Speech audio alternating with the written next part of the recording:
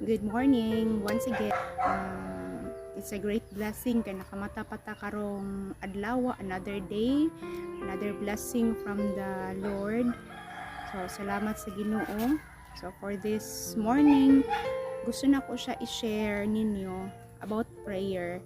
Kay nga naman, bisan gani ako sa kuang life, usahay ma-neglect na ko. Dili kay ko ampo, pero don't you know sa panahon nga dili ko kaampo, lahi gid kay akong pagpati. Nang gusto po na ko nga i-share ni sa inyo because prayer is so powerful.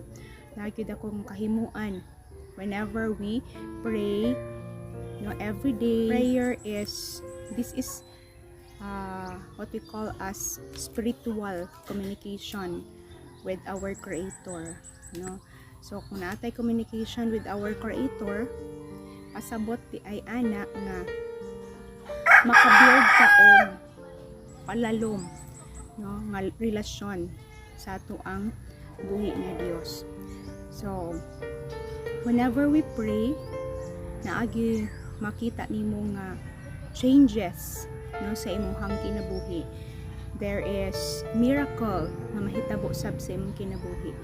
So whenever we pray, sa panahon nga mag-ampo ta, makapa-increase sab ni siya sa atuang kaning faith diha sa atong buhi. So aside from that, mga igsoon, importante gid ang pag-ampo kay kanang nangita ta sa kanunay our guidance, kay wala gyud lain maka-guide nato, only God, for the protection, isa pa for the strength, and also for the wisdom. O din na siya may suon na importante gid kaayo ang atong pag-ampo everyday.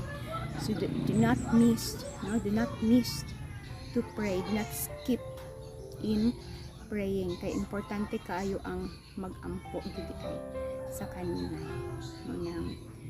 Again, na ay dako nga miracle. And don't you know na the prayer of a righteous person is very effective and powerful. So dili lang ni siya pagdasig para ninyo and also to myself na ang pag-ampo di ay importante kaayo sa atuang kinabuhi. So you can makita ninyo kita ninyo kung ato na dining sugdan, i-practice na nato ang ato ang tinatawag nga